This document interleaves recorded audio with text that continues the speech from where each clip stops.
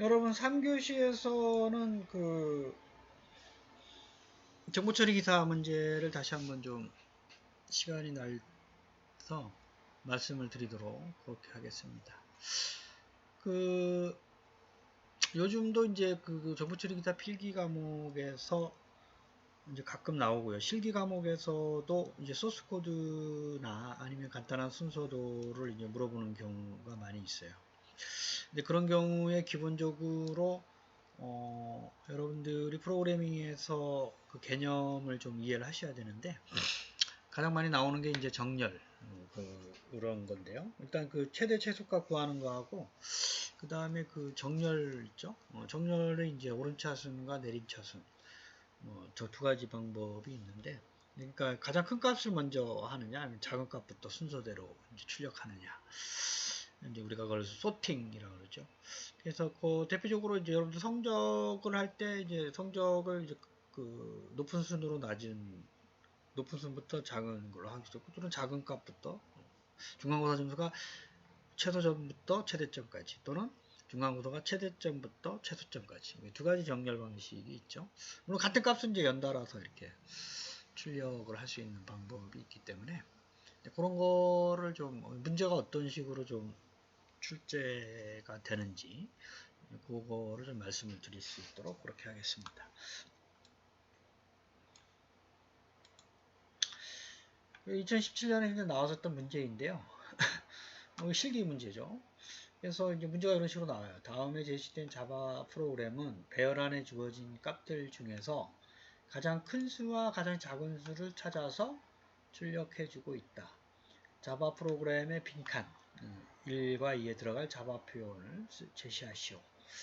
그래서 1과 2를 찾아보면 여기 이제 여기 1하고 2가 있는 것 같죠? 1하고 2. 이 안에 뭐가 들어가느냐 이런 얘기죠. 그래서 이제 그 여러분들이 보면 A라는 배열에 40, 100, 70, 80, 20 그래서 A형에는 40 그죠? 그러니까 이거를 여러분들이 이제 아시다시피 그 실제적으로 보면 요 A형이라는데 이제 그 40이 저장이 돼 있죠. A1이라는 배열에 뭐 100이 저장이 돼 있고 이런 식으로 그죠? 그다음에 뭐 A2라는 첨자에 뭐 70. 그러니까 0부터 저장이 된다라는 걸 여러분들이 알고 계셔야 이 문제를 풀 수가 있는 거겠죠. 그래서 뭐 배열의 크기는 5개지만 첨자가 0부터 1까지 뭐 대소문자는 똑같다라고 보고요.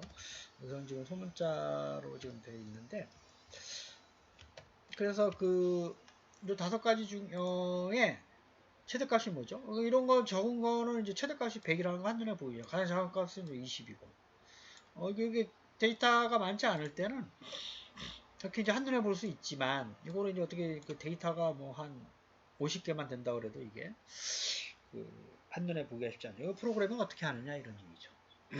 여러분들도 하라 그러면 이 코드를 주지 않고 그게 이제 그 일반적인 방법이 이 방법입니다. 그렇죠? 그래서 요 중에 어떤 하나의 값을 최대값으로 하든지 먼저 최대값을 좀 보면 요 중에 아무거나 하지만 보통 뭐 첫 번째 또는 마지막 번째 거 그래서 뭐 예를 들어서 여기서는 지금 첫 번째 값을 최대값으로 했죠 먼저 그래서 40을 최대값으로 하고 요거를 이제 뭐 0은 이제 최대값이니까 얘랑 자기랑 비교할 필요는 없으니까 나머지 거 가지고 얘보다 크냐를 보는 거죠. 크면 최대값을 바꾸는 거예요. 그래서 if 요거 i는 1부터 5는 포함 안 되니까 4까지 되는 거죠. 1, 2, 3, 4 쭉 비교를 해요. 그래서 그런 거에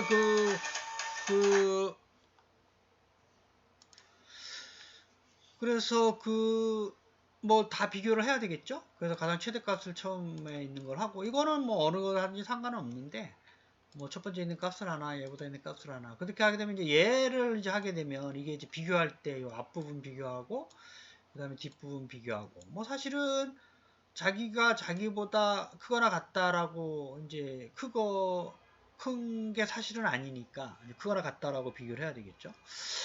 그래서 이제 그런 것들을 잘 생각해서 해야 되고 보통은 요 첫 번째 값, 그죠? 최대값을 하고 비교해서 크다. 이게 이제 뭐 크면 이제 요 최대값을 바꿔주는 거죠. 크거나 같다라고 해도 결과는 값은 똑같지만 그게 나중에 큰 값이 이제 출력이 되는 거죠, 사실은.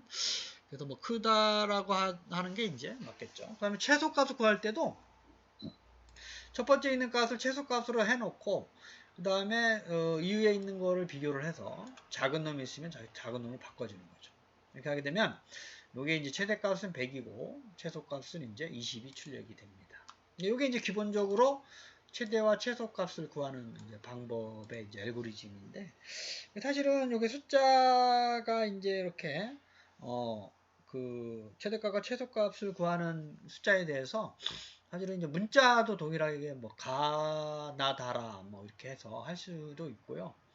근데 이제 그 숫자 같은 경우에 대해서는 함수가 아예 있는 거 여러분들 아시고 계시죠? 맥스 함수 두 개인 경우, 세 개, 네 개인 경우는 이렇게 이제 그 데이터가 여러 개 있는 경우는 프로그램을 돌려야 되는 겁니다. 근데 하지만 이제 두 개 있는 경우는 다 함수가 구현이 돼 있어서 이제 그거를 쓰셔도 되는 거죠. 그 다음에 이제 두 번째 문제는 여기 이제 정렬 문제인데요. 우리가 정렬이라고 하는 건 이제 영어로 이제 소팅인데, 특히 이제 요 정렬과 검색 두 가지 기능을 이제 보통은 여러분들이 학습을 좀 하셔야 되는데, 정렬하는 거는 숫자나 문자를 크기 순으로 오름차순, 내림차순. 검색을 하는 거는 해당 해당 데이터들 중에서 원하는 검색 기능, 검색에 합당한 값을 찾아내는 뭐 그런 거를 이제 생각을 하셔도 되겠습니다. 그래서 사실은 보면 여러분들이 정렬이라고 하는 거는 이렇게 두 가지가 있어요. 그래서 이게 오름차순 정렬 올라가잖아요. 작은 값부터 큰 값순으로. 그 다음에 내림차순 정렬. 이건 큰 값부터 작은 값. 그러니까 여러분들이 생각하면 이게 이제 가나다라 마바사 이렇게 정렬하는 거고 이게 하부터 이렇게 가까지. 숫자로 얘기하면 이게 1, 2, 3, 4, 5, 6, 7, 8, 9, 10 이거는 19, 8, 7, 6, 5, 4, 3 이죠. 두 가지가 있고 정렬하는 알고리즘은 이제 상당히 좀 많이 있습니다. 여기서는 좀 선택 정렬을 얘기를 하고 있는데요. 두 가지를 비교하면서 오른차순, 내림차순 정렬하는 방법이고, 여기서는 지금 요거는 이제 작은 값부터 큰 값으로 오름차순 정렬하는 건데, 요 문제부터 볼까요? 요거는 거꾸로 이제 큰 값부터 작은 값으로 정렬하는 거예요. 그렇죠? 그래서 지금 요게 이제 보면 3, 4, 15, 2 그죠? 요거를 이제 어떤 식으로 비교하는 건지 봐봐요. 요 3에 대해서 첫 번째 원수에 대해서 다 비교해 보는 거예요. 3, 4, 30, 3, 5. 근데 이제 만약에 3하고 4하고 비교했을 때 4가 크다 그러면 얘 순서를 바꿔줘요. 조금 4, 3 이렇게 되는 거죠. 4, 3. 그 다음에 요 4하고 10하고 비교해. 얘가 크잖아요. 그럼 10을 여기다가 넣고 4를 여기다 넣고. 그죠? 그렇게 하게 되면 10하고 10보다 큰 놈 없잖아요. 그래서 가장 큰 놈을 여기다 넣는 거죠. 그 다음에 두 번째에 대해서도 똑같이 하는 거예요. 그렇죠? 두 번째에 대해서도 이게 이제 3, 4, 5이네. 4, 3, 5가 아니라 그렇죠? 그래서 3하고 4를 비교해서 4가 크잖아요. 그래서 4를 여기다 넣고 그렇죠? 4하고 5하고 비교해서 5가 크니까 여기다 넣고 5하고 비교해서 5가 크니까 두 번째까지 이제 됐고 요것도 3하고 4하고 비교해서 4가 크잖아요. 바꿔주고 4하고 2는 4가 크니까 놔두고 그 다음에 요 두 개는 3하고 2, 3이 크니까 놔두고 이런 걸로 하는 게 선택 정렬이에요. 선택 정렬. 선택해서 하나씩 정한다. 그래서 그거를 지금 프로그램을 하게 되면 여기 봐봐요. 그러니까 0부터 3까지는 요게 첫 번째, 두 번째, 세 번째 것까지 해서 그 다음에 J라는 거는 0이면 1부터 1이면 2부터 순서대로 끝에까지 비교하겠다라는 거예요. 그래서 요 I와 J에 대해서 비교해서 요놈이 크면 요 순서로 바꿔주는 게 요거예요. 그죠? I와 AJ에 있는가. 우리가 이제 두 프로그래밍에서의 두 저장 공간 사이의 값을 변경하는 거는 이렇게 한다고 그랬죠. 그죠? 템프라는 변수에 넣어놓고 그 다음에 거기다가 J 값을 넣어놓고 템프 값을 여기다 넣어요. I 값을 넣어놓으면 안 돼요. 그죠? 그래서 두 가지 기억 공간에 있는 값을 바꿔주는 그런 방법이죠. 이거는 이제 이미 저장되어 있는 값을 출력하는 경우니까 이런 식으로 이제 출력하게 됩니다.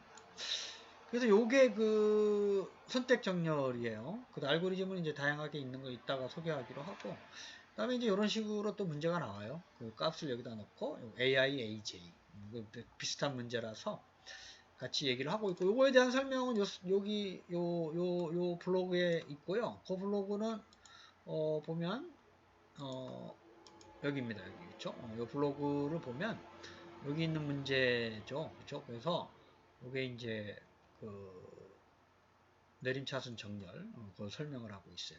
그렇죠? 그래서 요거를 좀 참조하시고, 여기 보면 정렬하는 방법은 버블 정렬, 삽입 정렬, 병합 정렬, 킥 정렬 요 5가지가 대표적으로 쓰여요. 이쪽으로 갈수록 좀 어렵지만 빨라요. 데이터가 이렇게 뭐 5가지 정도 있는 거야 뭐 다 똑같겠죠, 시간이. 근데 데이터가 뭐 수천 개, 수만 개 돼 있다 그러면 선택 정렬이 가장 느려요. 다 비교하기 때문에. 그래서 그거의 어떠한 그 컴플렉시티라 그러는데 시간, 수행 시간을 작게 하기 위해서 이런 알고리즘들이 자꾸 나오는 건데요. 실제적으로 보면 요 선택 정렬 외에도 다양한 것들이 문제에 많이 출력이 됩니다.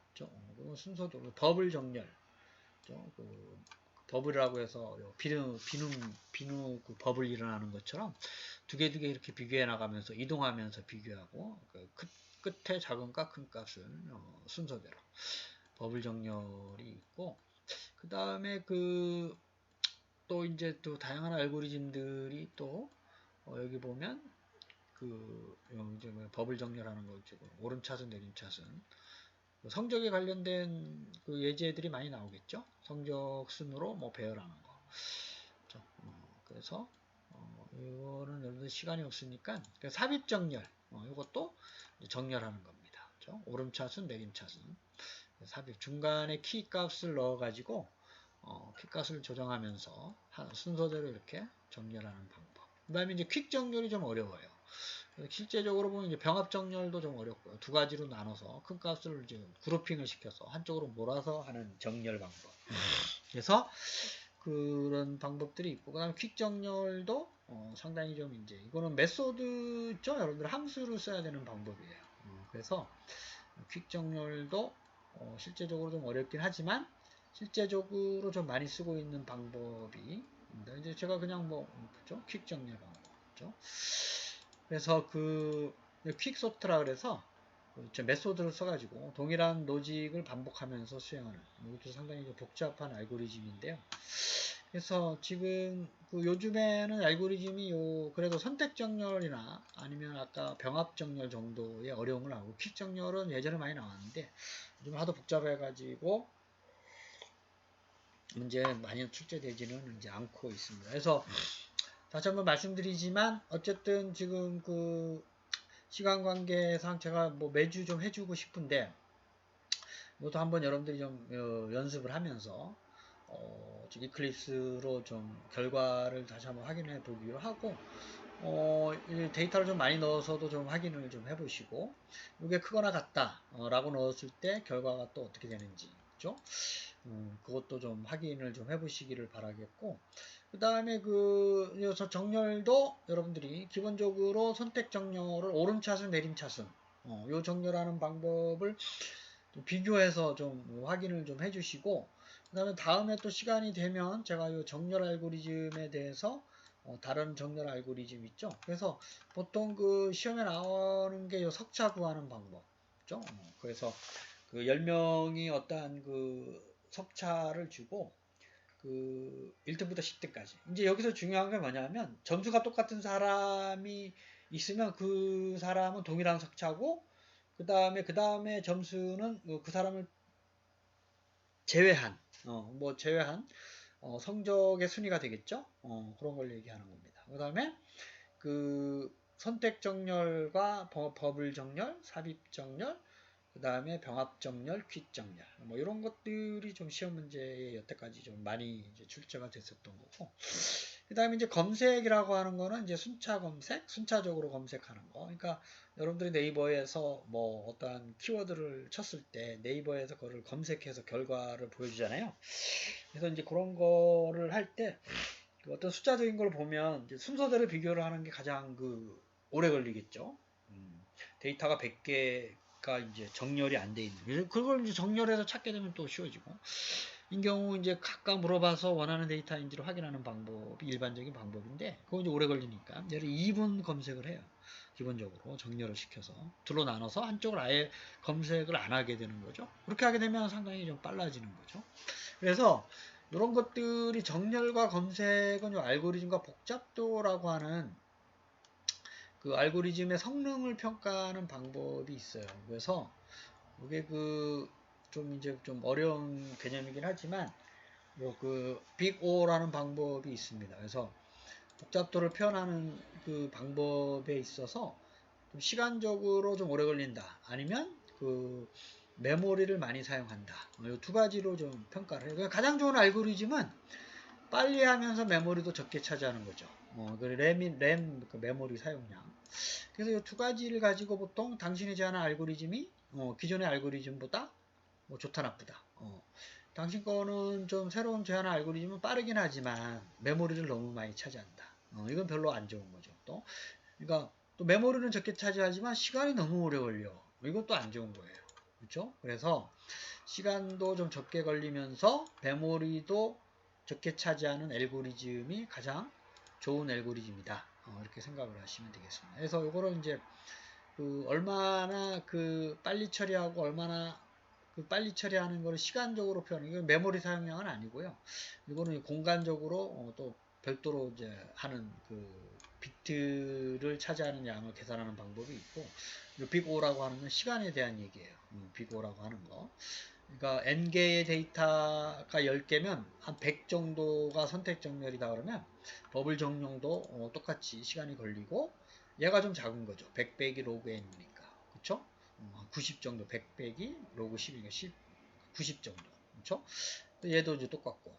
그래서 그 외에도 이제 정렬 방법들이 또 많아요.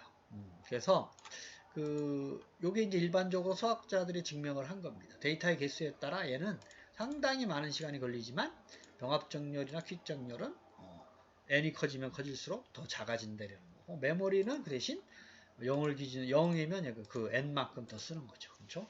그래서 두 가지 다를 만족하는 어떤 새로운 알고리즘을 찾아내는 것은 쉽지는 않아요.